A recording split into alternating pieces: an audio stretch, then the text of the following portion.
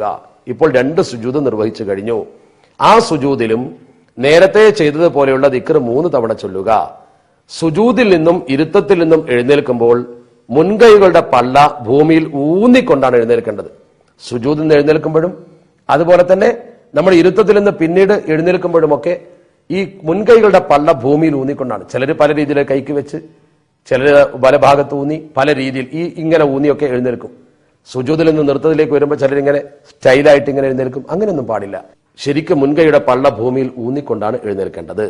ഇതോടുകൂടി 8ാമത്തെ ഫർദ് നാം പഠിച്ചു. ഇപ്പോൾ നാം 2 സുജൂദും അതിന്റെ ഇടയിലെ ഇരുത്തവും കഴിഞ്ഞു. ഇനി 9ാമത്തെ ഫർദ്. 9ാമത്തെ ഫർദ് തുമഇനീനത്താണ്, അഥവാ അനക്കം അടങ്ങുക.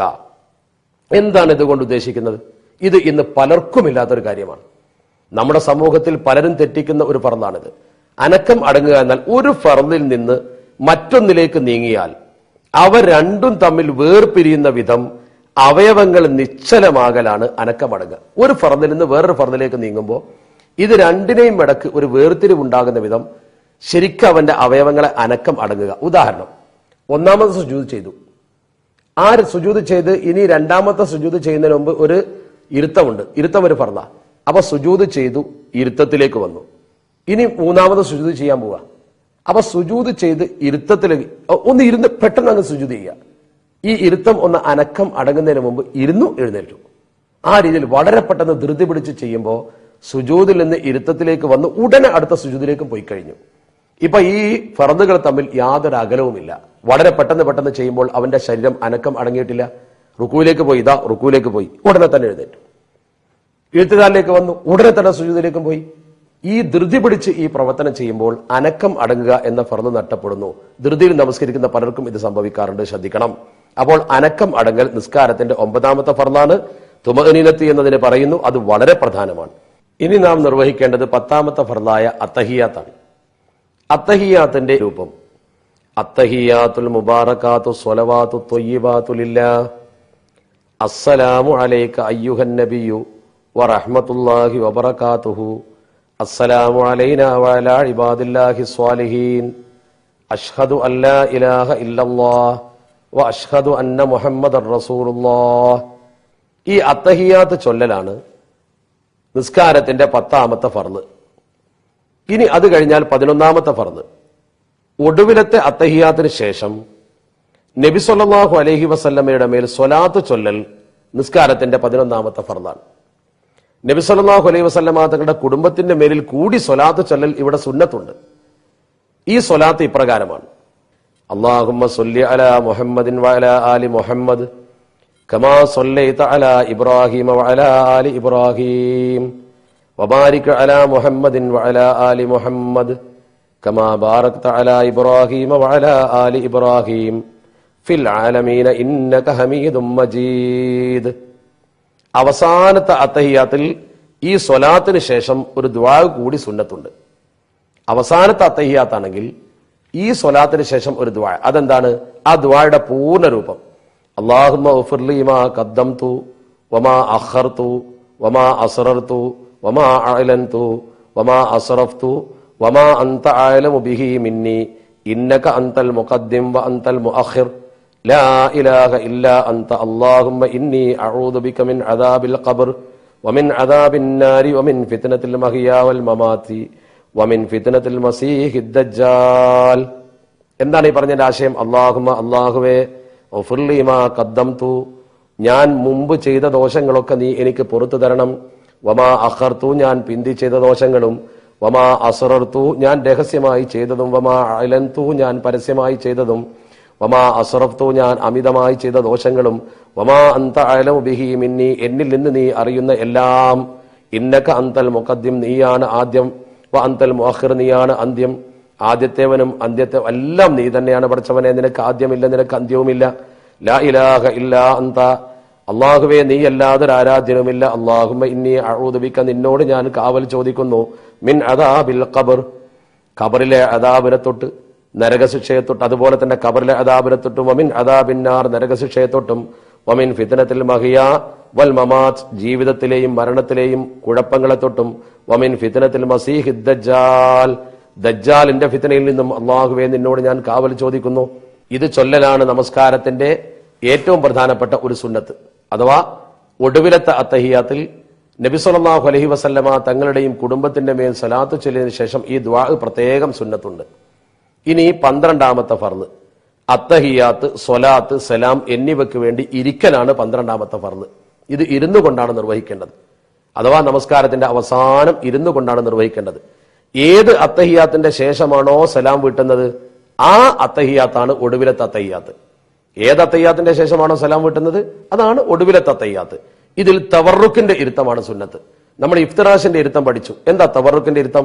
തവറുക്കിന്റെ ഇരുത്തം എന്ന് പറഞ്ഞാൽ വലതുകാല് നാട്ടിവെച്ച് നേരത്തെ പോലെ തന്നെ ഇടതുകാല് വലതുകാലിന്റെ കീഴ്ഭാഗത്ത് കൂടി പുറപ്പെടുവിച്ച്, ഇടതുകാല് വലതുകാലിന്റെ കീഴ്ഭാഗത്ത് കൂടി പുറപ്പെടുവിച്ചിട്ട് ചന്തി ഭൂമിയോട് ചേർത്ത് ഇരിക്കലാണ് തവറുക്കിന്റെ ഇരുത്തം.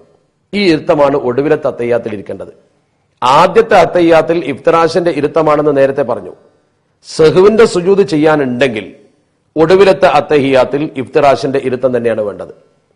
പിന്തി തുറന്നവൻ ഇമാമിന്റെ ഒടുവിലത്തെ അത്തഹിയാത്തിലും ഇഫ്തിറാഷിന്റെ രീതിയിൽ തന്നെ ഇരിക്കണം. കാരണം അവന് പിന്നെയും നിസ്കരിക്കാനുണ്ടല്ലോ, അവന്റെ റക്അത്ത് പൂർത്തിയായിട്ടില്ല.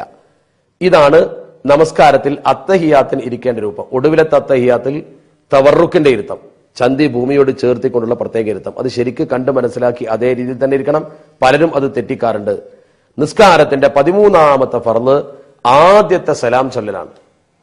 അത്തഹിയാത്തും സ്വലാത്തും ദുആവും ഒക്കെ പൂർത്തീകരിച്ചു കഴിഞ്ഞാൽ അസ്സലാമു അലൈക്കും വറഹ്മത്തുള്ളാഹ് എന്ന് പറയലാണ് സലാം വീട്ടൽ. ഒന്നാമത്തെ സലാം പറയുമ്പോൾ തന്റെ ഈ വലതു കവിൾ, നമ്മുടെ ഈ വലത് കവിള് പിന്നിലുള്ള ഒരാൾക്ക് കാണാവുന്ന വിധം വലത്തോട്ട് തലതിരിക്കണം. അത് സുന്നത്താണ്. പിന്നിലുള്ള ആൾക്ക് നമ്മുടെ ഈ വലത് കവിള് കാണത്തക്ക വിധം വലത്തോട്ട് നമ്മുടെ കവിൾ അല്ലെങ്കിൽ നമ്മുടെ തല തിരിക്കൽ പ്രത്യേകം സുന്നത്താണ്. ഇപ്രകാരം ഇടത്തോട്ട് തിരിച്ച് രണ്ടാമതൊരു സലാം പറയലും സുന്നത്തുണ്ട്. ഒന്നാമത്തെ സലാം പറയലാണ് നിർബന്ധം, രണ്ടാമത്തെ സലാം പറയൽ സുന്നത്താണ്. മഅ്മൂമായി നിസ്കരിക്കുന്നവൻ ഇമാം 2 സലാമും വീട്ടി കഴിഞ്ഞതിന്റെ ശേഷമാണ് തന്റെ ഒന്നാമത്തെ സലാം പറയേണ്ടത്.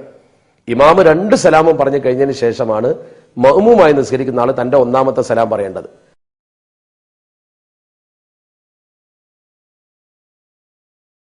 ഇനി നമസ്കാരത്തിന്റെ ഈ പറഞ്ഞ കർമ്മങ്ങൾ 14 കൃത്യമായി നിർവഹിക്കുക.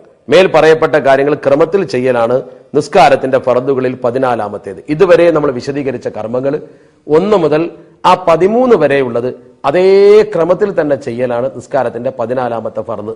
ഈ 14 ഫർദുകൾ മനസ്സിലാക്കിയതോടുകൂടി എങ്ങനെയാണ് നിസ്കരിക്കേണ്ടത് എന്ന് നമുക്ക് ശരിക്കും മനസ്സിലായി.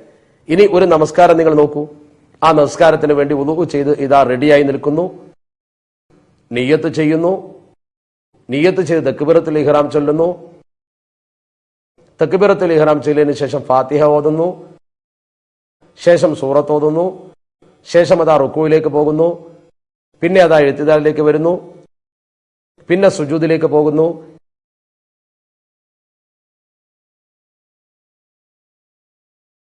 ഇടയിലെ ഇരുത്തം ഇരിക്കുന്നു, വീണ്ടും സുജൂദ് ചെയ്യുന്നു. അങ്ങനെ എഴുന്നേറ്റ് അയാൾ നേരെ നൃത്തത്തിലേക്ക് വരുന്നു. ഇതേ റക്അത്ത് പോലെ വീണ്ടും റക്അത്ത് പൂർത്തീകരിക്കുന്നു, ഒന്നാമത്തെ അത്തഹിയാത്തിരിക്കുന്നു. അങ്ങനെ 3ാമത്തെ റക്അത്തിലോ 4ാമത്തെ റക്അത്തിലോ അവസാനത്തെ അത്തഹിയാത്ത് ഇരുന്ന് അവൻ അത്തഹിയാത്ത് ഓതി സ്വലാത്ത് ചൊല്ലി കുടുംബത്തിന്റെ മേൽ സ്വലാത്ത് ചൊല്ലി ദുആ ചെയ്ത് സലാം വീട്ടുന്നു.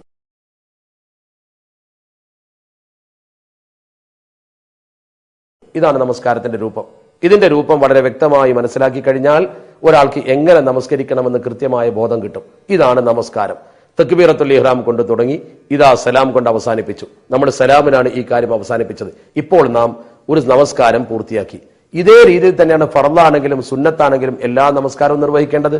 അതിന്റെ റക്അത്തുകളുടെ എണ്ണവും മറ്റു നിബന്ധനകളും പൂർത്തീകരിച്ചാൽ നമസ്കാരമെല്ലാം ഒരേ രീതിയിൽ തന്നെ. എന്നാൽ മയ്യത്ത് നമസ്കാരത്തിൽ റുക്കൂഅോ സുജൂദോ ഉണ്ടാവുകയില്ലെന്ന് മാത്രം. ബാക്കിയുള്ള നമസ്കാരങ്ങളെല്ലാം ഒരേ രീതിയിൽ തന്നെ. ഒരു റക്അത്ത് എന്ന് പറയുന്നത് അവൻ ആ റക്അത്തിന് വേണ്ടി നിന്ന് ഫാത്തിഹ ഓതി റുക്കൂഉം സുജൂദും കഴിഞ്ഞ് തിരിച്ചു വരുമ്പോൾ അവൻ ഒരു റക്അത്ത് പൂർത്തീകരിച്ചു. എന്നാൽ ഇമാമോടൊപ്പം നമസ്കരിക്കുന്ന ഒരാൾക്ക് ഇമാമ് നമസ്കരിക്കുമ്പോൾ അതിന്റെ കൂടെ ഒന്നാമത്തെ റക്അത്തിൽ അവൻ ഇമാമിന്റെ കൂടെ റുക്കൂഉ എത്തിച്ചാൽ അവന് ഒന്നാമത്തെ റക്അത്ത് കിട്ടി. റുക്കൂഇൽ ഇമാമിന്റെ കൂടെ അവൻ എത്തിയില്ലെങ്കിലോ അവന് ഒന്നാമത്തെ റക്അത്ത് കിട്ടുകയുമില്ല. ഈ കാര്യം പ്രത്യേകം മനസ്സിലാക്കേണ്ടതാണ്.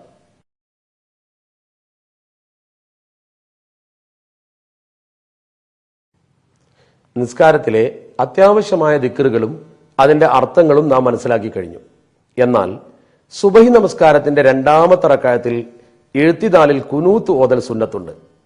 ഈ കുനൂത്ത് റമദാൻ രണ്ടാം പകുതിയിലെ വിത്ർ നമസ്കാരത്തിന്റെ അവസാന റക്അത്തിലും സുന്നത്താണ്. അത് എഴുത്തിദാലിലാണ് നിർവഹിക്കേണ്ടത്. നാം നമസ്കാരത്തിൽ പഠിച്ച പോലെ എഴുത്തിദാലിലേക്ക് വന്ന ശേഷം പതിവായി നമ്മൾ ചൊല്ലുന്ന റബ്ബനാ ലക്കൽ ഹംദ് എന്ന ദിക്ർ അത് ചൊല്ലിക്കഴിഞ്ഞതിന് ശേഷമാണ് കുനൂത്ത് ഓതേണ്ടത്. സുബൈ നമസ്കരിക്കുകയാണെങ്കിൽ ശ്രദ്ധിക്കണം. സുബൈ നമസ്കരിക്കുന്ന ഒരാൾ രണ്ടാമത്തെ റക്അത്തിലെ എഴുത്തിദാൽ, ഈ എഴുത്തിദാലിൽ നിൽക്കുമ്പോൾ അവൻ സുജൂദിലേക്ക് പോകുന്നതിന് മുമ്പായി എഴുത്തിദാലിൽ റബ്ബനാ ലക്കൽ ഹംദ് എന്ന ദിക്ർ ചൊല്ലിക്കഴിഞ്ഞതിന് ശേഷം രണ്ട് കൈയും